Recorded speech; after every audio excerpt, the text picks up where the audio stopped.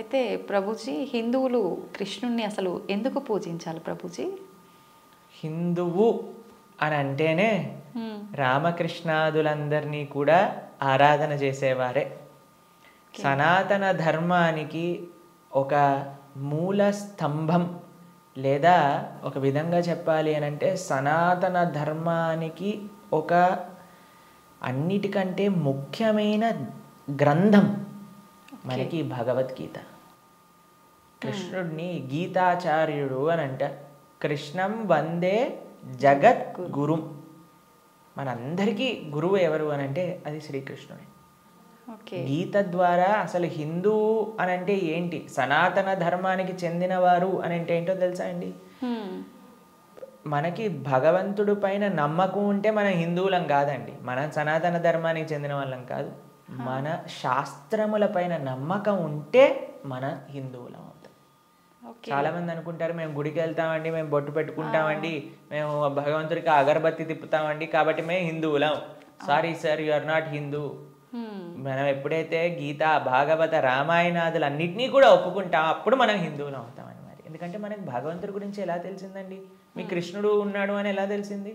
భాగవతం నుంచి తెలిసింది. రాముడు ఎలా ఉన్నాడు అని తెలిసింది? రామాయణం నుంచి తెలిసింది. మనం రామాయణము, భాగవతము, భగవద్గీత, ఉపనిషత్తులు, వేదములు వీటిని ఒప్పుకున్నప్పుడే మనం భగవంతుడికి నమ్ముతాము అని మనకి ఆచార్యులు చెప్తారనమాట. కాబట్టి ఆస్తికత అని అంటే గ్రంథములపైన నమ్మకం పెట్టడం, మన శాస్త్రములపైన నమ్మకం పెట్టడం, మన ఆచార్యులపైన నమ్మకం పెట్టడం. కాబట్టి మనందరికీ ఎవరైతే కృష్ణుడు భగవద్గీతలో ఒక విషయం చెప్తారు, ఏంటో తెలుసా అండి? అహం బీజ ప్రదాపిత అని అంటారు. మనందరికీ తండ్రి ఆయనే. మనందరం కూడా మమై వాంసో జీవలోకే జీవభూత సనాతన అని అంటారు గీతలో. మనందరం కూడా కృష్ణుడి యొక్క అంశములు, చిన్న tiny part and parcels of Krishna అని అంటారు. అంటే మీకు ఎక్స్ప్లెయిన్ చేయాలి అని అంటే, ఒక పెద్ద బంగారపు ముద్ద ఉందనుకోండి, 1 kg బంగారపు ముద్ద ఉంది. మీకు ఒక ఉంగరం చేయించుకోవాలి అని అందనుకోండి, దాంట్లో కొద్ది బంగారం తీసి మనం ఉంగరం చేయిస్తాం. కృష్ణుడు ఆ బంగారపు ముద్ద లాంటి వారు అనమాట. మనమేమో చిన్న చిన్న ఉంగరం లాంటి వాళ్ళం అనమాట. కాబట్టి మనకి కృష్ణుడికి ఉండే సంబంధం ఏంటి అని అంటే, జీవేర స్వరూపహోయ్ కృష్ణేర నిత్యదాస్. మనందరం భగవంతుడి యొక్క దాసులం, భగవంతుడికి సేవకులం అనమాట. కాబట్టి ఆయన సేవ చేయకపోతే ఇంకా మనుష్యే కాదు కదండి. దుర్లభో మానుషో దేహో తదపి దుర్లభమర్థతం మనుష్యత్వం ముముక్షత్వం వైకుంఠ ప్రియదర్శనం. ఈ మానవ జన్మ లభించిందే భగవంతుని తెలుసుకోవడానికి. కాబట్టి ఆ భగవంతుడి ఆరాధన అనేది ప్రతి ఒక్కరూ తప్పకుండా చేయాలి. మన సనాతన ధర్మంలో కృష్ణ రామ ఆ యొక్క సేవ, వాళ్ళ యొక్క తత్వాలను మనం శ్రవణం చేయటం, వాళ్ళకి సేవ చేయటం అనేది చాలా ముఖ్యం. కాబట్టి ప్రతి ఒక్కళ్ళు కూడా చక్కగా కృష్ణుని ఆశ్రయించాలి, కృష్ణుడి యొక్క భక్తి చేయాలి. ఓకే. అయితే ప్రభుజీ, కృష్ణుడిని ఆరాధించాలంటే కృష్ణుడి విగ్రహం అనేది మనం ఇంట్లో పెట్టుకొని ఆరాధించాల్సి ఉంటుందా గురూజీ? అసలు ఎందుకు పెట్టుకోవాలి కృష్ణుడి విగ్రహాన్ని? కృష్ణుడి యొక్క విగ్రహం ఎందుకు పెట్టుకోవాలి అని అంటే, మనం మీకు ఒక విషయం చెప్తానండి. మీకు చాలా ప్రేమ ఉన్ని వ్యక్తిలోని ఎవరైనా ఉన్నారనుకోండి, మీరు ఏం చేస్తారు? మా కాలేజ్లో మేము ఇంజనీరింగ్ చదువుకునేటప్పుడు చూసేవాళ్ళం అనమాట. ఎవరికైనా గర్ల్ ఫ్రెండ్, బాయ్ ఫ్రెండ్ ఉన్నారనుకోండి, వాళ్ళు ఏం చేస్తారు తెలుసా? స్క్రీన్స్ ఎవరిపైన వాళ్ళు ఫోటో పెట్టుకునేవారు అనమాట. అదే అడుగుని, అరే వీళ్ళెవరు అంటే, వీళ్ళు నా గర్ల్ ఫ్రెండ్, వీళ్ళ బాయ్ ఫ్రెండ్ అని చెప్తూ ఉండేవారు. తర్వాత మేము ఎప్పుడైనా వాళ్ళకి రూమ్కి వెళ్ళాం అనుకోండి, రూమ్లో కూడా వాళ్ళ ఫోటోలు ఉండేవి. దాని తర్వాత ఎక్కడ పర్సులో చూసాను, పర్సులో కూడా వాళ్ళ ఫోటో ఉండే.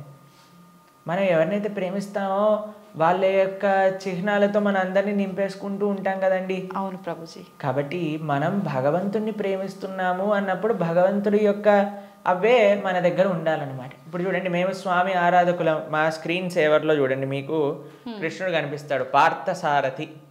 ఇక్కడ లోపల తీసిన మా ఆచార్యులు కనిపిస్తారు. కాబట్టి ఎక్కడ ఉన్నా సరే కృష్ణుడితో మనం నింపేసుకుంటాం అనమాట. కృష్ణుడు మనకి ఎల్లప్పుడూ గుర్తుండాలి. చాలామంది అంటారు, ప్రభుజీ మాకు కృష్ణుడు గుర్తు రావాలి, రోజంతా మేము కృష్ణ స్మరణలో ఉండాలి అని అంటే, భగవంతుడి యొక్క నామం జపం చేయటం, భగవంతుడిని ఆరాధన చేయటం అనేది చాలా ముఖ్యం. ఓకే. కాబట్టి ప్రతి ఒక్కళ్ళు చాలామంది భయపడిపోతూ ఉంటారు, ప్రభుజీ ఇంట్లో విగ్రహం పెడితే ఆయనకి 3 పూట్ల నైవేద్యం పెట్టాలా అంటే మరి స్వామి మనకి తినడానికి తిండి ఇచ్చింది, మీకు శరీరం ఇచ్చింది, పీల్చడానికి గాలి ఇచ్చింది, చూడడానికి కన్నులు ఇచ్చింది, శక్తినిచ్చింది, మనసునిచ్చిందేమో ఆయనకు పెట్టడానికి మనకి పెద్ద బాధ. ఆయన నుంచి అన్ని వాడుకోవడానికైతే అప్పుడేం అడగట్లేదు, ప్రభుజీ మేము ఇంత వాడేసుకుంటున్నాం కృష్ణుడి దగ్గర నుంచి అని ఎవరు అడగాల్సిన అవసరం లేదు. కానీ కృష్ణుడికి ఇచ్చేటప్పుడు మాత్రం 3 పూటలా పెట్టాలా అండి నైవేద్యము అని అడుగుతారు.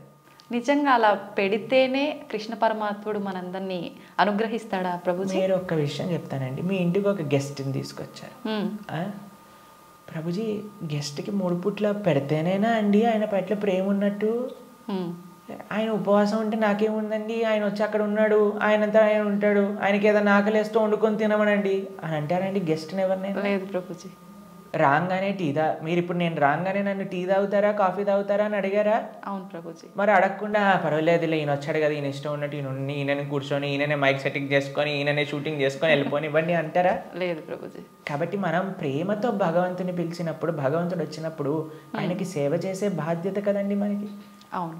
ఆయనకేం కావాలని కాదు, కానీ మనకు ఆయన పట్ల ఉండే ప్రేమను వ్యక్త చేసుకోవడానికి మనం సేవ చేసుకోవాలి.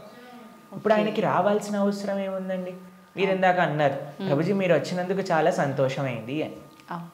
కాబట్టి మనము మనలాంటి ఏదో చిన్న వ్యక్తి ఒకళ్ళ దగ్గరికి వెళ్తేనే మనం సంతోషపడుతున్నామే, అఖిలాండ కోటి బ్రహ్మాండ నాయకుడు మన ఇంటికి వచ్చాడు ఒక విగ్రహ రూపంలో మన సేవ స్వీకరించడానికి అని అంటే ఎంత ఆనందంతో మనం స్వామిని స్వీకరించాలి చెప్పండి, ఎంత విశేషంగా స్వామిని ప్రేమించాలి చెప్పండి. అవును ప్రభుజీ. మన ఇంట్లో భగవంతుడు అంటే ఒక వ్యక్తి, ఆయన మన దగ్గరికి వచ్చారు, మనం పిలిచి నమ్మకంతో వస్తే అక్కడ ఉంటాడు. కృష్ణ అనగానే స్వామి అక్కడ ఉన్నారు.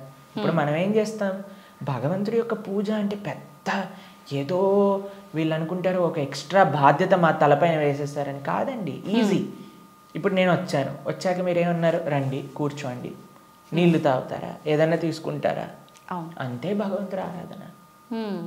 స్వామి వచ్చావా, తర్వాత కూర్చోబెట్టడం, ఆసనం సమర్పణ చేయటం, తర్వాత అర్ఘ్య పాద్య ఆచమనీయాలు ఇవ్వటం.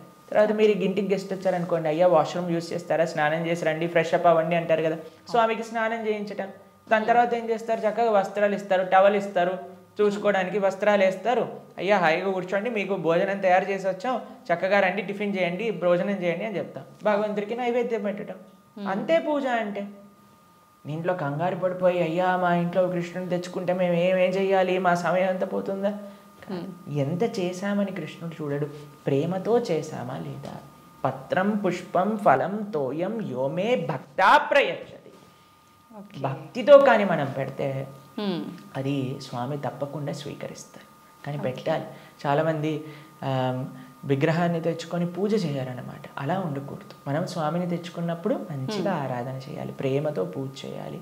మా భక్తుల ఇంట్లలో మేము చూస్తామండి ఎంత సుందరమైన శ్రీ విగ్రహాలంటే, ఫర్ ఎగ్జాంపుల్ మీకు ఒక విషయం చెప్తాను. మేము ఆదిలాబాద్ వెళ్తాం అప్పుడప్పుడు, అక్కడ గిరివర్ ప్రభు లక్ష్మీలీల మాతాజీ అని డివోటీస్ వాళ్ళ ఇంట్లో విగ్రహాలు ఉన్నాయి. వాళ్ళు ఎంత బాగా చేస్తారు, ప్రొద్దున పూట లేవంగానే స్వామికి చక్కగా వాళ్ళు ఉయ్యాల్లో పడుకోబెడతారనమాట రాత్రిపూట. అయితే పడుకునే ముందు ఏం చేస్తారు తెలుసా అండి, వాళ్ళు చక్కగా కాళ్ళు ఒత్తుతారు స్వామికి, కాళ్ళు ఒత్తి చేతులకి మాలిష్ చేసి తర్వాత పడుకోబెడతారు. అన్ని అలంకరణలు తీసేసి నైట్ డ్రెస్ వేసినట్టుగా పడుకోబెడతారు. పడుకొని ఇప్పుడు చలికాలం అనుకోండి, ఒక చక్కటి రజాయి షాల్ కూడా కలిపి పెడతారనమాట. ప్రొద్దున పూట లేస్తారు, లేపాక చిన్నపిల్లవాడిని ఎలా మనం కూర్చోబెట్టి ఆయనను రెడీ చేసి ఎలా అయితే చేస్తామో అలా కూర్చోబెట్టి స్వామికి అలంకరణ చేసి, పిల్లలందరూ వాళ్ళ ఇంట్లో 3 పిల్లలు ఉన్నారనమాట. 3 పిల్లలు వచ్చి భగవంతుడికి ఆరతి చేస్తారు, అమ్మ నాన్న అందరూ ఇంటిల్లిపాది భగవంతుడి యొక్క సేవ చేసుకుంటారు. మీకు ఒక విషయం చెప్తా, a family that praise together stays together. మనం అన్నీ చేస్తామండి, ఇంటిల్లిపాది అందరిని తీసుకొని సినిమాకి వెళ్ళొచ్చు, ఇంటిల్లిపాది అందరిని తీసుకొని హోటల్కి వెళ్ళొచ్చు, ఇంటిల్లిపాది అందరిని తీసుకొని పార్క్కి వెళ్ళొచ్చు. అయినా సరే మాకు ఫోన్ చేసి చెప్తున్నాను, ప్రభుజీ మా ఇంట్లో ఎవరు మమ్మల్ని అండర్స్టాండ్, పిల్లలు మాటినట్లేదు ప్రభుజీ, ఈయన గారు మాటినట్లేదు ప్రభుజీ, ఆవిడ మాటినట్లేదు ప్రభుజీ, తలనొప్పి వస్తుంది ప్రభుజీ. నేనంటే అమ్మ మీరు సినిమాకి తీసుకెళ్తున్నారు, సీరియల్ చూపిస్తున్నారు, పార్క్కి తీసుకెళ్తున్నారు, రెస్టారెంట్కి తీసుకెళ్తున్నారు, ఎప్పుడైనా మీరు నలుగురు కలిసి ఒకటేసారి భగవంతుడికి పూజ చేశారా? నలుగురు కలిసి నియమంగా ప్రతి వారం మేము గుడికి వెళ్తామండి, ప్రతి వారం మేము గోసేవ చేయడానికి వెళ్తామండి అని ఎవరైనా చేస్తున్నారా అంటే లేదండి, మా ఆయన గారు గుడికి రాదండి, నేను ఒక్కనే వెళ్తానండి, మా ఆవిడ గారు పూజ చేయరండి, నేను ఒక్కనే పూజ చేస్తానండి, మా పిల్లలు ఆడుకోవడానికి వెళ్తారు. ఏవైతే చేయకూడదో అన్ని నలుగురు కలిసి చేస్తున్నారు, ఏదైతే పని చేయాలో కలిసి చేయట్లేదు కదా. మేము అన్నాం వాళ్ళకి, ఒక నెల రోజులు కలిసి మీరు ఆలయానికి వెళ్ళండి, నెల రోజులు కలిసి గోశాలకు వెళ్ళి గోసేవ చేయండి, ఒక నెల రోజులు కలిసి ఒక 5 నిమిషాలైనా సరే భగవంతుడు ముందు ప్రార్థన చేయండి అంటే నెల రోజుల తర్వాత మాకు ఫోన్ చేశారు. ఫోన్ చేసి ప్రభుజీ ఇప్పుడు మేము ఇంతకు ముందు కంటే చాలా ప్రశాంతంగా ఉన్నాం, ఇంతకు ముందు కంటే చాలా మార్పు మా జీవితాల్లో వచ్చింది. కాబట్టి మేమన్నా ఇలానే చేస్తూ ఉండండి, ఇంకా శాంతి మీ ఇంట్లో పెరుగుతుంది. కాబట్టి మనకు ఒక కామన్ పాయింట్ కావాలి, ఆ కామన్ పాయింట్ మంచి సెంటర్ అయి ఉండాలి, అది భగవంతుడు. భగవంతుని కేంద్రంగా పెట్టుకుంటే ఇప్పుడు మన ఇంటికి కేంద్రం ఏంటండి, డైరెక్ట్గా ఇంట్లో నుంచి రాగానే ఫస్ట్ మహావిశ్వరూప దర్శనం, పెద్ద ఎల్సిడి స్క్రీన్ టీవీ కనిపిస్తుంది మనకి. అవును ప్రభుజీ. కాబట్టి టీవీ మనకి కేంద్రం అయిపోయింది. టీవీలో ఏం చూపిస్తారండి, ఆ చెత్త ఈ చెత్త తప్ప ఏం అవసరమైన విషయాలు ఏం చూపించరు, ఇలాంటి ప్రోగ్రాంలు విషయం పక్కన పెడితే. కాబట్టి మనిషికి ఏది మంచిదో అది మనకి కేంద్రంగా ఉండాలి. ఇప్పుడు దురదృష్టవశాత్తు టీవీలు కేంద్రం అయిపోయాయి ఇంటికి. ఎంత పెద్ద టీవీ ఉంటే అంత గొప్ప స్టేటస్ని ఇది అని చెప్పుకునే వాళ్ళు కూడా తయారైపోయారు. మేము ఒక భక్తుల ఇంటికి వెళ్ళాం. జనరల్గా భక్తుల ఇంట్లలో టీవీలు చూడం మేము ఎప్పుడు కూడా. వాళ్ళు టీవీలు తీసేసి ఎక్కడైతే టీవీ ఉండాలో అక్కడ ఆలయం ఉంటుంది. మా ఇంట్లో కూడా టీవీ ఉండదండి. మా ఇంట్లో హాల్లోకి వెళ్తే ఫస్ట్ కనిపించేది మీకు మా పూజా గది, మా ఆరాధన మూర్తులు అన్నీ కూడా కనిపిస్తూ ఉంటాయి అన్నమాట. డెలిబరెట్లీ మేము అసలు టీవీ పెట్టలేదు హాల్లో, ఎందుకంటే అందరికీ కేంద్రం భగవంతుడు ఉండాలి అట్లీస్ట్ అని. కాబట్టి భక్తుల ఇంట్లలో ఎక్కడైతే టీవీ మెయిన్ ప్రదేశం ఉంటుందో అక్కడ తప్పకుండా పూజ రూమ్ ఉంటుంది. కానీ ఈ భక్తుడి ఇంట్లో మాత్రం పెద్ద టీవీ ఉందన్నమాట. ఓకే. అయితే నేను అడిగి ఆశ్చర్యపోయాను, అదే టీవీ ఏముంది ప్రభుజీ ఒకసారి వెనకాల చూడండి అనగానే ఏం వైర్ లేవు, ఉత్తి టీవీ అలా పెట్టిండారనమాట. అయితే నేను అన్నాను ఏమైంది, ఎందుకు అలా పెట్టారు అంటే ప్రభుజీ అందరు అంటున్నారు టీవీ ఒక స్టేటస్ సింబల్ అయిపోయింది, మీ ఇంట్లో టీవీ లేదా, మీ ఇంట్లో టీవీ లేదా, మీ ఇంట్లో టీవీ లేదా అన్నందుకు వాళ్ళ కోసం అని పెట్టేశాను ప్రభు, కానీ వైర్లు పెట్టలేదు, ఉత్తి టీవీ పెట్టానని చెప్పారనమాట. కాబట్టి ఇప్పుడు చూడండి, మన జీవితంలో దేన్ని మనం చూస్తూ ఉంటే, దేన్ని మనం వింటూ ఉంటే, దేని గురించి మనం మాట్లాడుకుంటూ ఉంటే, దేన్ని గురించి మనం తలుస్తూ ఉంటే అలా మన మనసు అయిపోతుంది. ఓకే. మీరు చెడు విషయాలు వింటూ, చెడు కార్యక్రమాలు చూస్తూ, అనవసరమైన అక్కర్లేని గొడవలు, మన ఇల్లు ఎంత ప్రశాంతంగా ఉన్న సీరియల్లో మనం గొడవలు చూస్తూ ఉంటే ఆ గొడవలు మన ఇంట్లోకి కూడా వస్తాయి ఒక రోజున. ఎందుకంటే అదే కదండి మన మనసులో దింపేది, అదే కదా మన మనసులో అంత నాటుకుపోయేది. మేము చిన్న చిన్న పిల్లల్ని చూస్తాం, అప్పుడప్పుడు విచిత్రమైన స్లాంగ్లో మాట్లాడతారు. ఓయ్ ఏంట్రా ఇది ఎక్కడ పట్టుకున్నావు నువ్వు అని అంటే, ఆ సినిమాలో అలా మాట్లాడాడు ఆ హీరో. ఓకే. మేము స్కూల్లో చదువుకుంటున్నప్పుడు మాకు గుర్తుందనమాట, ఒకసారి మేము ఒక బర్త్డే పార్టీకి వెళ్ళినప్పుడు మా ఫ్రెండ్ ఇలా షర్ట్ టక్ చేసుకుంటారు కదా, ఒకవైపు వదిలేశాడు అనమాట, ఒకవైపు టక్ చేసుకున్నాడు. నేను రే నువ్వు ఇంకో వైపు టక్ చేసుకుంటా మర్చిపోయావురా అని అంటే, అది కాదు ఇప్పుడు ఇది లేటెస్ట్ ఫ్యాషన్ అని అన్నారు. ఎక్కడ చూసావు నువ్వు అని అంటే, సినిమాలో చూసాను. కాబట్టి ఏదైతే చూస్తామో మనం దాన్ని అనుకరిస్తాం, ఏదైతే వింటామో అదే మనం అనుకరిస్తాం. కాబట్టి మేం చెప్పేది జనాలకి ఏంటి అంటే, మంచిని చూడండి, మంచిని వినండి కదా, మంచి విషయం గురించి ఆలోచించండి. భగవంతుడి కంటే మంచి విషయం ఏముందండి ఈ ప్రపంచంలో? అవును. కాబట్టి మన ఇంట్లో మంగళకరంగా ఉండాలి అని అంటే ఎక్కడ చూసినా భగవంతుడి గురించి ఉండాలి, ఎక్కడ చూసినా భగవత్ స్పృహ అనేది మనకు కలగాలి. మా ఇంటికి వచ్చిన వాళ్ళందరూ ఏమంటారో తెలుసా అండి, ఈ ఇల్లుకి ఉత్తి గోపురం తక్కువ, ఆలయమే సాక్షాత్గా అని అంటారు. మా అమ్మ వాళ్ళు ఉండే ఇల్లు మా ఇల్లు అని అంటే, మేము ఉండేది ఆశ్రమంలో. కానీ మా పేరెంట్స్ అండి ఎక్కడ చూసినా, మీకు ఎటువైపు చూసినా కృష్ణుడు కనిపిస్తూ ఉంటాడు, కృష్ణుడి యొక్క వివిధ లీలలు కనిపిస్తూ ఉంటాయి. అట్లీస్ట్ మనం మర్చిపోనే స్థితిలో ఉన్నా సరే అటు చూస్తే ఓ కృష్ణలీల, కృష్ణుడు ఇలా గోవులను కాయడానికి వెళ్తున్నారు, ఇక్కడ గోపికలతో చక్కగా నృత్యం చేస్తూ ఉన్నారు, ఓ ఇక్కడ యశోదమ్మతో ఉన్నారు అని మనకు ఆ స్పృహ రాదు. కాబట్టి మనం 24 గంటలు మనం ఒక పాజిటివ్ ఎన్వైరన్మెంట్లో ఉండటం వలన, భగవంతుడికి దగ్గరగా ఉండటం వలన అది మనకి మంచిది. కాబట్టి ప్రతి హిందువు అని అంటేనే శ్రీ విగ్రహ ఆరాధన అత్యంత ముఖ్యం. మనము భగవంతుడి యొక్క అస్తిత్వాన్ని, భగవంతుడు అన్నిటికంటే కృప ఏంటో తెలుసా అండి, ఆయనకి ఒక విగ్రహ రూపంలో మన దగ్గరికి రావడం.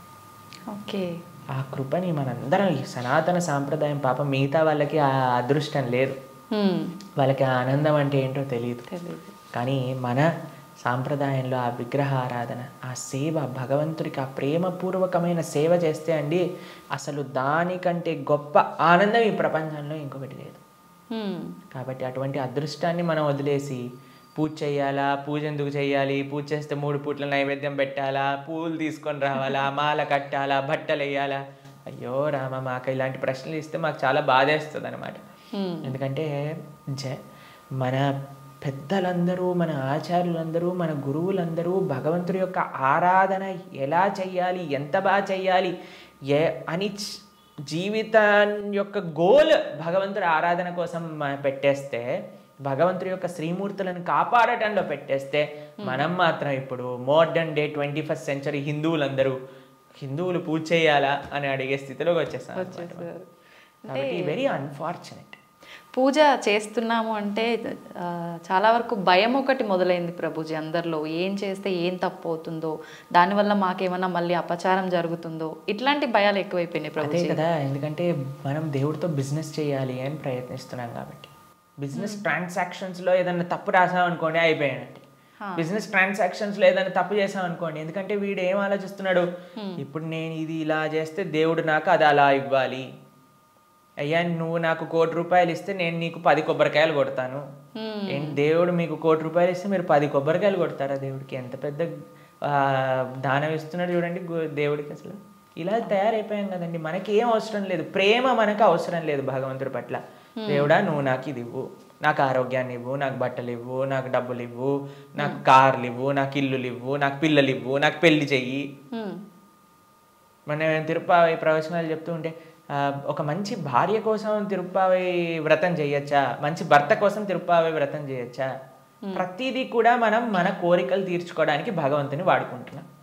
ఆయన ATM మషిన్ లాగా కార్డు పెట్టామా, డబ్బులు తీసుకున్నా, దాని తర్వాత వదిలేసాం. కాబట్టి భగవంతుడు అంటే మనకి సేవ చేయడానికి వచ్చినవాడు కాదండి. భగవంతుడు అంటే మనం ఆయన సేవ చేయాలి, ఆయనను మనం ఆశ్రయించాలి, ఆయనను మనం సేవించాలి. ఇప్పుడు మీకు ఒక విషయం చెప్తానండి. ఒక చిన్న పిల్లవాడు ఉన్నాడు, తల్లి ఇలా ఎత్తుకుంది. మేము చిన్నప్పుడు చూస్తాం, మేము కూడా చేసే ఉంటాం. అప్పుడప్పుడు అమ్మ జుట్టు పట్టుకొని ఇలా పీకుతారు చూసారా, పిల్లలు ఇలా పట్టుకొని ఇలా పీకేస్తుంటే అమ్మ అంటుంది, ఓ ఇలా తీసేసి, ఓ మా కన్నా మా బంగారు కొండ అని అంటుంది. అంతేగాని నా జుట్టు పీకినందుకు లాగా ఒకటి పీకి పెడుతుందా పిల్లవాడిని? లేదు ప్రభుజీ. ఎందుకంటారండి? పిల్లల్ని గారాబం చేస్తుంటారు ముద్దుగా, అంటే తెలిసి తెలియని వయసు, ప్రేమ. పాపం వాడికి ఏం తెలుసండి జుట్టు పీకితే నొప్పేస్తుంది మా అమ్మకి అని. కానీ తల్లికి ఆ పిల్లవాడి పైన ప్రేమ అంటే ఏమనిపించదు. అవును, అంతేనా?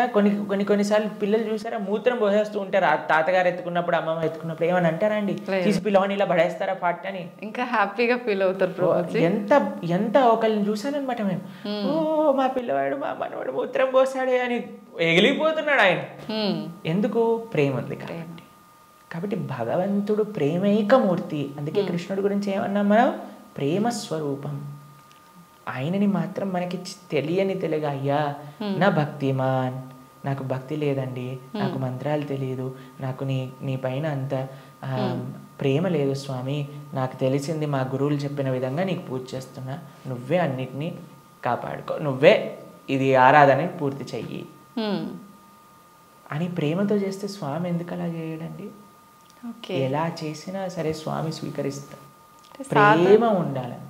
కానీ మనకి ప్రేమ అవసరం లేదు, భగవంతుడు అవసరం లేదు. అయ్యా నువ్వు నాకు ఈ కోరిక తీర్చేసేయ్, ఇదే నాకు నీతో ఉండే సంబంధం, ఇంతే. కాబట్టి ఆధ్యాత్మికవేత్తలు కూడా చేసే అన్నిటికంటే పెద్ద పొరపాటు ఏంటంటే, భగవంతుణ్ణి కేవలం భౌతిక కోరికల కోసం ఆశ్రయించాలి అని చెప్పటం అన్నిటికంటే పెద్ద అపరాధం. కాబట్టి ఎప్పుడూ అలా చేయకూడదు. స్వామిని ప్రేమతో ఒక తండ్రిలా, ఒక పిల్లవాడిలా, లేదా ఒక స్వామిలా మనం ఆరాధన చేయాలి. కాబట్టి దాంట్లో ఎప్పుడు తప్పు ఉండదండి. ప్రభుజీ, సాధారణ భక్తులు ఆ రకంగా కృష్ణ భగవాను పూజించిన, సేవ చేసుకున్నా కూడా వస్తాడా ప్రభుజీ భగవానుడు? ప్రేమతో పిలిస్తే వస్తారు, ఎవరు పిలిచినా వస్తారు. ఎవ్వరు పిలిచినా ఆయన వస్తారు. వ్యాధశ్చ ఆచరణం ధ్రువస్య వయః విద్యా గజేంద్రస్య కా కుబ్జాయాం కిము నామ రూపమధికం కిం తత్సుధామోదనం వంశక్కో విదురస్య యాదవపతేరుగ్రస్య కిం పౌరుషం భక్త్యా తుష్టతి నహి గుణైర్భక్తి ప్రియో మాధవ. ఒక 5 ఏళ్ల పిల్లవాడు ధ్రువుడు పిలిచాడు, రాలేదా అండి భగవంతుడు? ఒక ఏనుగు పిలిచింది గజేంద్రుడు, వచ్చాడా లేదా?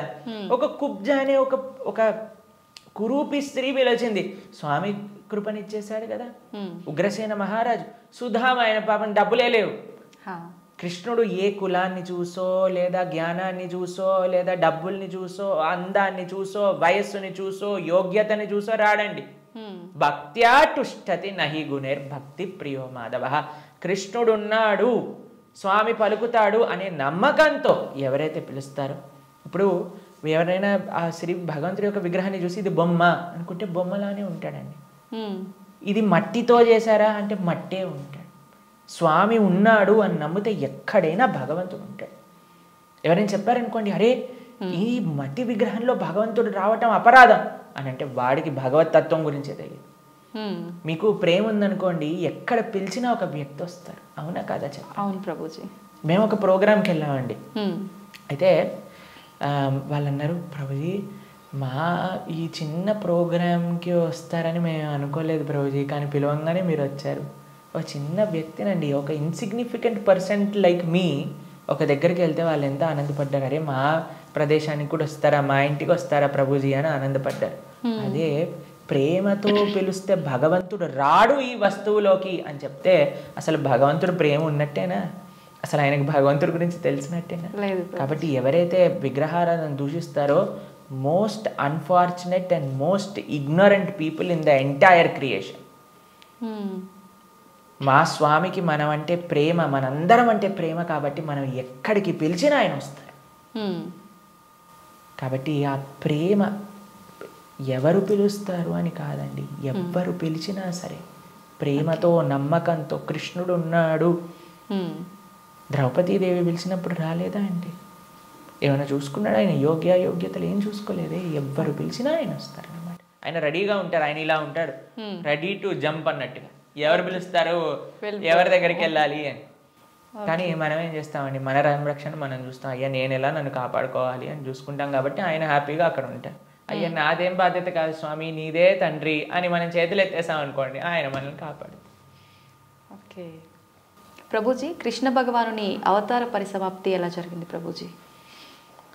భగవంతుడి యొక్క మీరు అడిగినట్టుగా కరెక్ట్ విషయం అడిగారు.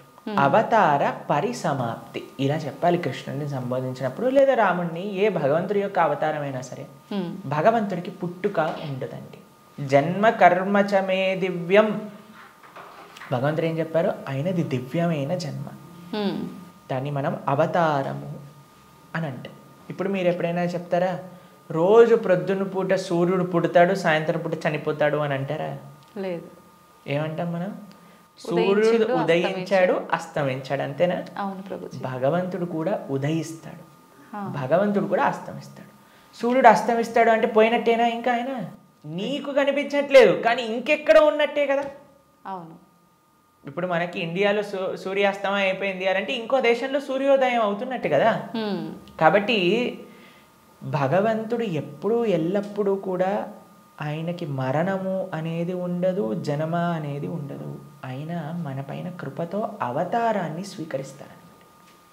ఓకే, మీకు ఒక విషయం చెప్తాను. కొంతమందికి మెమరీ లాస్ పేషెంట్స్ ఉంటారు. మెమరీ లాస్ పేషెంట్స్ దగ్గరికి ఏం చేస్తారంటే అండి, వాళ్ళకి ఇంతకు ముందు ఉండే మెమరీస్ని చూపిస్తారనమాట. వాళ్ళ పిల్లల్ని, లేదా వాళ్ళు చిన్నప్పుడు తీసిన ఫొటోస్ని, వాళ్ళు ఉన్న ఊర్లని, అవన్నీ ఇలా చూపిస్తూ ఉంటారనమాట. చూపిస్తూ ఉంటే కొన్నిసార్లు ఏదో ఒకటి వాళ్ళ బ్రెయిన్కి ఇలా క్లిక్ అయ్యి అప్పుడు వాళ్ళు గుర్తుపట్టడం ప్రారంభిస్తారనమాట. వాళ్ళు ఎక్స్టర్నల్ కాన్షియస్నెస్లోకి వస్తారు. భగవంతుడి యొక్క అవతారం ఎందుకోసము అని అంటే, మనందరం ఈ సంసార సాగరంలో పడి కొట్టుకుపోతున్నాము. ఏదో మనం కూడా మెమరీ లాస్ అయిపోయినట్టు ఇదే నా వాళ్ళు, ఇదే నా ప్రపంచం, ఇదే నా ఇల్లు అని తిరుగుతున్నారు.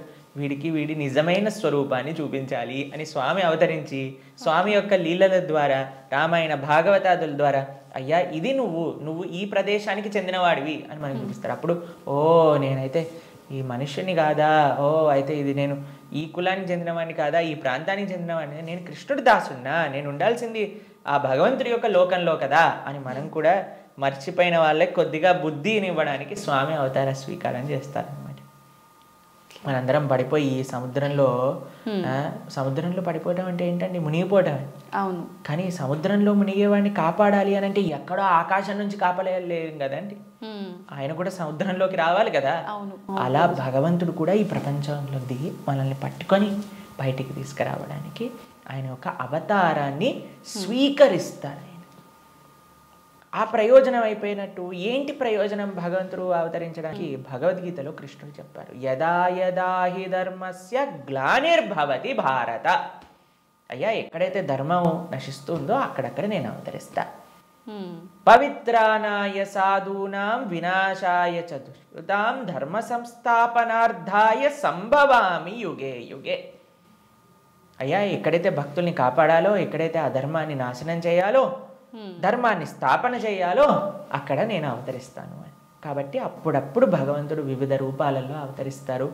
అవతారం అయిపోయింది అంటే ఆ ప్రయోజనం అయిపోయింది అన్నప్పుడు అవతార పరిసమాప్తి చేస్తారనమాట.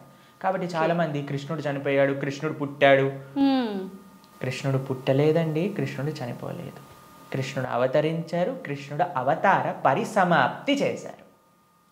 మనం పుట్టంగానే అని ఏడుస్తూ ఉంటారు. ఏడవకపోయినా సరే, ఎవరైనా ఏడవకపోతే ఏం చేస్తారంటే డాక్టర్ వచ్చి రెండు వేస్తాడనమాట, ఏడవాలి మనం.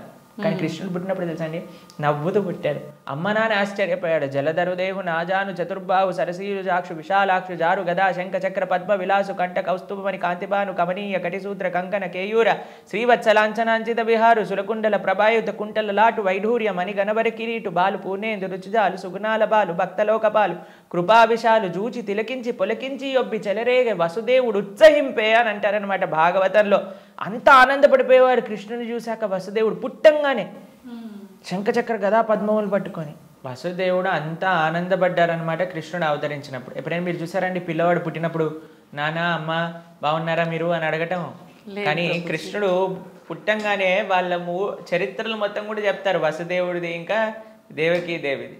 దాంతోపాటు ఎంత ఆనందంగా అంటే చతుర్భుజ రూపంలో ఎవరైనా పిల్లలు చూసారా శంఖచక్రం పట్టుకొని రావటం? లేదు. కాబట్టి మనందరం ఏడుస్తూ పుట్టాం కాబట్టి మనది జన్మ. కానీ కృష్ణుడు నవ్వుతూ ఆయన యొక్క స్వరూపంతో అవతరించి తల్లిదండ్రుల్ని ఉద్ధరింపజేయడానికి స్వీకరించిన అవతారము అని అంటారు. కాబట్టి భగవంతుడికి ఎలా అయితే పుట్టుక లేదో అలానే మరణము కూడా లేదు. స్వామి ఎప్పుడు కూడా ఈ వర్డ్ యూజ్ చేయకూడదు కృష్ణుడి దగ్గర. కృష్ణుడు చనిపోయాడట, రాముడు చనిపోయాడట, ఇవన్నీ మనం అపరాధం అవుతుంది అనమాట. కాబట్టి మనం కరెక్ట్గా మీరు చెప్పిన వర్డ్గా అవతార పరిసమాప్తి. కృష్ణుడి యొక్క అవతార పరిసమాప్తి ఎలా జరిగింది? మేము ఇన్స్టాగ్రామ్లలో యూట్యూబ్లలో ప్రకారంగా చెప్పట్లేదు, శాస్త్రంలో ఏ విధంగా ఉందో ఆ విధంగా చెప్తున్నాం. కాబట్టి దీంట్లో చాలా తేడా ఉంది. ఎందుకంటే మాకు అప్పుడప్పుడు రీల్స్ పంపిస్తూ ఉంటారు, అందులో ఏదో కృష్ణుడు ఇలా అయిపోయాడట అలా అయిపోయాడట అని చెప్తూ ఉంటారు. దాన్ని నమ్మకండి. మీరు శాస్త్రాన్ని అధ్యయనం చేసిన వాళ్ళు ఏం చెప్తున్నారు, అలానే ఇప్పుడు ప్రతి ఒక్కరు కూడా కృష్ణుడి గురించి మాట్లాడడానికి రెడీ అయిపోయారు. ప్రతి ఒక్కరు కూడా ధర్మం గురించి మాట్లాడడానికి రెడీ అయిపోయారు. ప్రతి ఒక్కళ్ళు కూడా సాధువుల్ని ప్రశ్నించడానికి రెడీ అయిపోయారు. కానీ సాధన ఏమీ లేదు, శాస్త్ర అధ్యయనం ఏమీ లేదు, సేవ ఏమీ లేదు. ప్రతి ఒక్కరికి మైక్ వచ్చింది కదా, కెమెరా ఉంది కదా అని మాట్లాడుతున్నారు అనమాట. కానీ అది కాదండి కరెక్ట్ విధానం.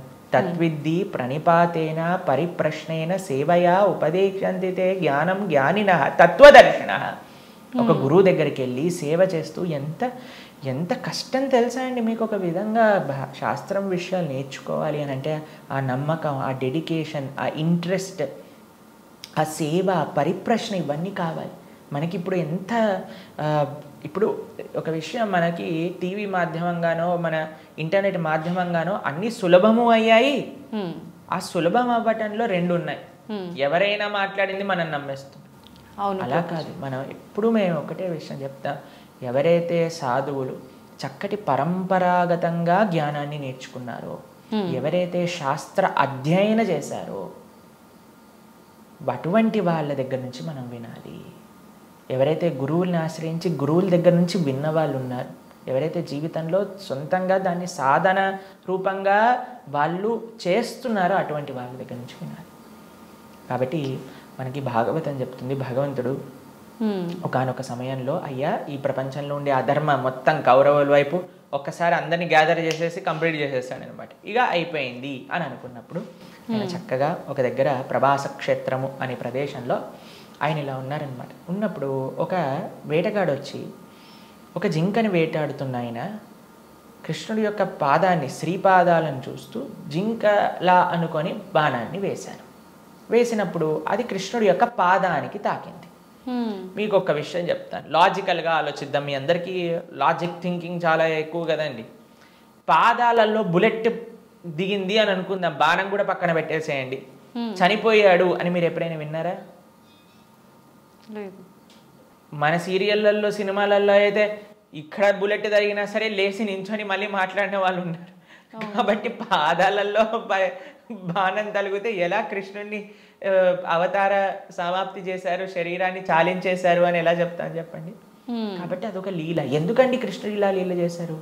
ఎందుకంటే ఆయన చనిపోయాడు అని చెప్పడానికి కొంతమందికి వీలు చూపించాలి కదా. కృష్ణుడు అండి ఈజ్ నాట్. ఇప్పుడు కొంతమంది అంటారు, మా దేవుణ్ణి నమ్మకపోతే నువ్వు నరకానికి వెళ్ళాల్సిందే. కృష్ణుడు అలాంటి వాడు కాదనమాట. కాబట్టి అయ్యా నువ్వు నన్ను నమ్ముకో, నేను నీకు కావాల్సినంత శ్రద్ధ, విశ్వాసం, భక్తిని ఇస్తాను. నువ్వు నన్ను నమ్మకు, నీకు కావాల్సినన్ని రీజన్స్ ఇస్తాను నన్ను నమ్మకపోవడానికి. కాబట్టి అటువంటి వాళ్ళకు ఒక రీజన్ ఇవ్వడానికి అనమాట. భక్తులకి భగవంతుడు అంటే ఎంత అపరిమితమైన ప్రేమ ఉంటుంది అని అంటే స్వామి యొక్క అవతార పరిసమాప్తి గురించి. ఎందుకంటే స్వామి యొక్క ఈ ప్రపంచంలో ఇలా ఉన్న, స్వామి అక్కడ ఉన్న భక్తులకు ఒకటే. అప్పుడు జరా అనేవాడికి ఏం చెప్పారు? అయ్యా తప్పైపోయింది స్వామి, నీ శ్రీపాదానికి నేను బాణం వేసా అంటే ఏం కంగారు పడకు, నువ్వు వైకుంఠానికి వెళ్ళిపో అంటే ఆయన ప్రదక్షిణ చేసి ఆయన వైకుంఠానికి వెళ్ళిపోతాడు బాణం వేసినోడు. కానీ బాణం తలిగిన వాడేమో చనిపోయాడు, శరీరాన్ని విడిచిపెట్టేశారు. ఒకళ్ళు చెప్తున్నారు కృష్ణుడు నరకంలో ఉన్నాడట. ఏంటండి, బాణం వేసిన వాడిని వైకుంఠానికి పంపించి ఈయనెందుకు నరకానికి వెళ్తారు చెప్పండి. కాబట్టి భాగవతం ఏం చెప్తుంది అని అంటే ఆయన కృష్ణుడు అలానే నమ్ముతూ అందరూ దేవతలందరూ కూడా వాళ్ళ వాహనాలలో ఆకాశాన్ని మొత్తంలో కూర్చొని అయ్యా మా కోసం నువ్వు అవతరించావు, ఇంతమంది దుష్టుల్ని సంహరించావు అని పుష్పవృష్టి కురిపిస్తుండగా స్వశరీరంతో, అలాని శరీరం వదిలేసి కృష్ణుడు ఆత్మ వెళ్ళిపోయింది. కృష్ణుడికి ఆత్మ మనలాగా శరీరం వేరు వేరు కాదు, ఆయన సచ్చిదానంద స్వరూపం. మొత్తం ఆయనకి ఆత్మ వేరు, శరీరం వేరు, హార్ట్ వేరు అలా ఉండదండి. స్వామి ఒకటే ఒక అద్భుతమైన స్వరూపం అనమాట. ఆ స్వశరీరంతో ఆయన యొక్క నిత్యధామానికి వెళ్ళిపోయారు. శ్రీవైకుంఠం గోలోకానికి ఆయన చేరుకున్నారనమాట. కాబట్టి ఆయన అవతరిస్తారు, అవతార పరిసమాప్తి చేస్తారు. Appears and disappears. అది భగవతత్వం. ప్రభుజీ కృష్ణ భక్తుల్ని ఏమంటారు గురూజీ, ఏమని పిలుస్తారు? భగవంతుణ్ణి ఆశ్రయించిన వాళ్ళని, కృష్ణుని విష్ణువుని ఆశ్రయించిన వాళ్ళని వైష్ణవులు అని పిలుస్తారనమాట. కాబట్టి మనకి చాలా మందికి తెలియదు పాపం. చాలా మంది అడుగుతుంటారు వైష్ణవులు అంటే ఏంటి ప్రభుజీ, ఏదైనా కులమా అని అడుగుతుంటారు. వైష్ణవులు అంటే కులం కాదండి, భగవంతుని విష్ణువుని ఆశ్రయించిన వాళ్ళు వైష్ణవులు. కాబట్టి కృష్ణ భక్తులను ఎక్స్క్లూజివ్గా భగవంతునే శరణాగతి చేసిన వాళ్ళని వైష్ణవులు, శరణాగతులు అని అంటారనమాట. ప్రపన్నులు అని అంటారు, ముముక్షువులు అని అంటారు. కాబట్టి మనం భగవంతుని ఆశ్రయించిన వాళ్ళని వైష్ణవులు, కృష్ణ భక్తులు అని మనం వ్యవహరిస్తూ ఉంటాం అనమాట. స్వామి నీవే తప్ప ఇతప్పరం బెరుగు అని స్వామినే ఆశ్రయించి జీవితాన్ని స్వామి కోసమే సమర్పణ చేసి గజేంద్రుడు ప్రార్థన చేశారు కదండి. ఆ విధంగా స్వామికి మాత్రమే స్వామి దివ్య శ్రీచరణాలకు శరణాగతి చేసిన వాళ్ళని వైష్ణవులు అని అంటారు. ఓకే. అయితే ప్రభుజీ కృష్ణుని ఒక్కొక్కరు ఒక్కొక్క రకంగా పిలుచుకుంటారు. అసలు నిజంగా కృష్ణుని ఏమని పిలుస్తారు గురు? సాంకేత్యం పారిహాసం సోహం హేళనమేవ వా వైకుంఠనామగ్రహణం అశేషాకహరం విదుహు. అయ్యా ప్రభుజీ మీరు మంటని ముట్టుకుంటే ఏమవుతుంది అని అంటే ఎవరు ఏ విధంగా మంటని ముట్టుకున్నా కాలుతుంది. అలానే కృష్ణుని ఎవరు ఏ విధంగా పిలిచినా సరే వాళ్ళకి ఫలితం వస్తుంది అనమాట. సాంకేత్యం పారిహాసం స్తోహం హేళనమేవ జోగ్గా చూడు హరే కృష్ణ వాడు వెళ్తున్నాడు అన్నా సరే కృష్ణనామం అన్నాడా వాడికి ఆ ఫలితం దొరుకుతుంది అనమాట. వీళ్ళు హరే కృష్ణ వాళ్ళు పుస్తకాలు డిస్ట్రిబ్యూట్ చేస్తుంటారు రోడ్డు పైన అని కోపంగా అన్న కృష్ణుడు అని చెప్పాను కదా, పని చేస్తుంది అనమాట. ఏ విధంగా మందు లోపలికి వెళ్ళినా సరే పని చేసినట్టుగా స్వామిని ఎవరు ఏ విధంగా ప్రేమించినా సరే మనం భగవంతుని ఎలా పిలవాలి అని మీరు అడిగారు కదా, ఎలా పిలిచినా ఫలితం ఇచ్చేవాడి యొక్క నామం అయితే ప్రేమతో పిలిస్తే ఇంకేం జరుగుతుంది చెప్పండి అసలు.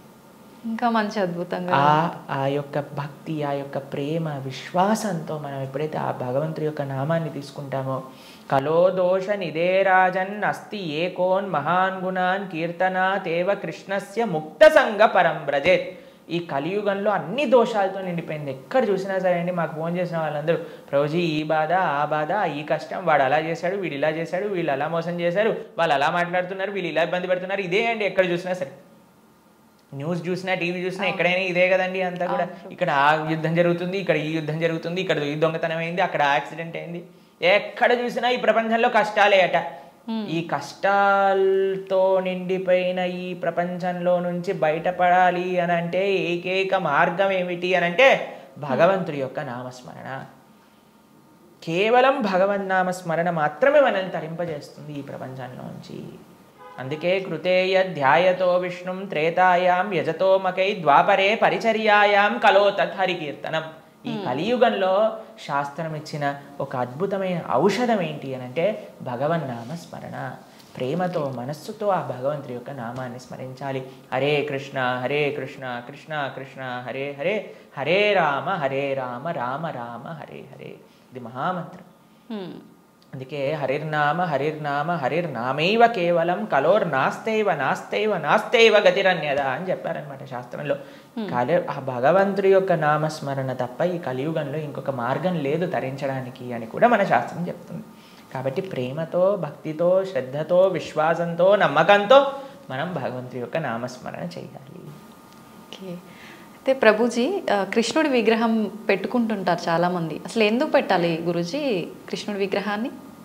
ఇందాక మనం మాట్లాడుకున్నట్టుగా మనకి ఏ వ్యక్తి పైన అయితే ప్రేమ ఉంటుందో ఆ వ్యక్తి యొక్క స్వరూపం మన దగ్గర ఉంటుంది. కాబట్టి మన యొక్క స్వరూపమే భగవంతుడి యొక్క దాసులు. కాబట్టి భగవంతుడిని ఆరాధన చేయాలి. మనం చాలామంది చేసే తప్పు ఏంటంటే స్వామి లేకుండా అమ్మని, అమ్మ లేకుండా స్వామిని ఆరాధన చేస్తూ ఉంటారు. అలా కాదు, మనం రాధాకృష్ణుని ఇరువురిని ఆరాధన చేయాలి.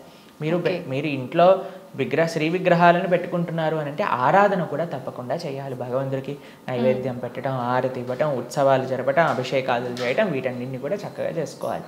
ఇది ప్రియారిటీగా చేసుకోవాలి. ఇది చేసుకుంటే మీ జీవితంలో ఆనందం వస్తుందండి. మిగతాది ఏది చేసినా ఆనందం రాదు.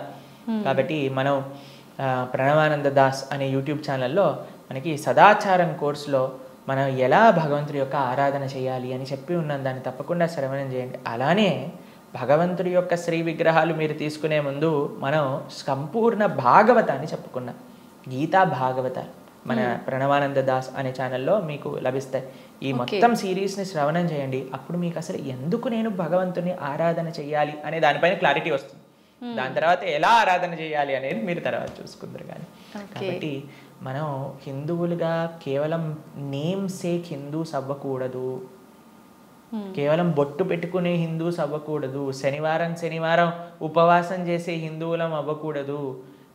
సంవత్సరానికి ఒకసారి వెంకటేశ్వర స్వామి దర్శనం చేసుకునే హిందువులం అవ్వకూడదు.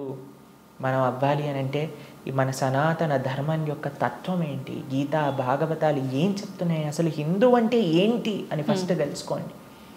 దాని తర్వాత మీ జీవితంలో ఒక పర్పస్ అనేది మీకు లభిస్తుంది. ప్రభుజీ, సంక్రాంతి పండుగ రాబోతుంది.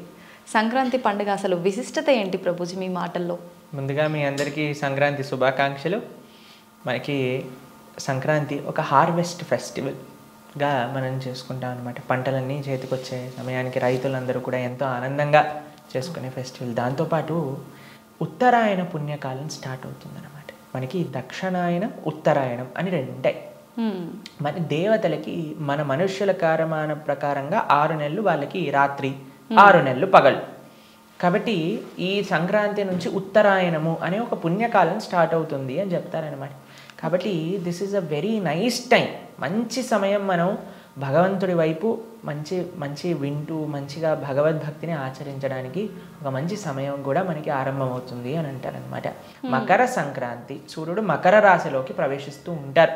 అందుకు ఆ సంక్రాంతికి మకర సంక్రాంతి అని కూడా మనం విశేషంగా చెప్పుకుంటూ ఉంటాం అనమాట. కాబట్టి మన తెలుగు వాళ్ళకి చూస్తే ఎన్నో సంస్కృతి సాంప్రదాయాలతో కలిగి ఈ పండగను మనం చేసుకుంటాం. ముగ్గులు వేసుకోవటం కానీ, గొబ్బెమ్మలు పెట్టడం కానీ, హరిదాసులు, గంగిరెద్దులు, కైట్ ఎగరేటాలు, పిండి వంటలు, సకినాలు, అరిసెలు. కాబట్టి చాలా పెద్ద విశేషమైన ఉత్సవం మనందరికీ. కొన్ని ప్రదేశాలలో బొమ్మల కొలువులు పెడుతూ ఉంటారు.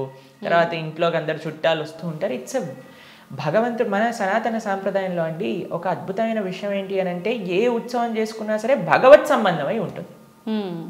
చుట్టాలు వచ్చారు, ఇంట్లోకి అందరు వచ్చారు అని అంటే ఇప్పుడు అందరు కూర్చొని సినిమాలు సీరియళ్ళు చూస్తున్నారు, కానీ ఇంతకుముందు అలా ఉండేది కాదు.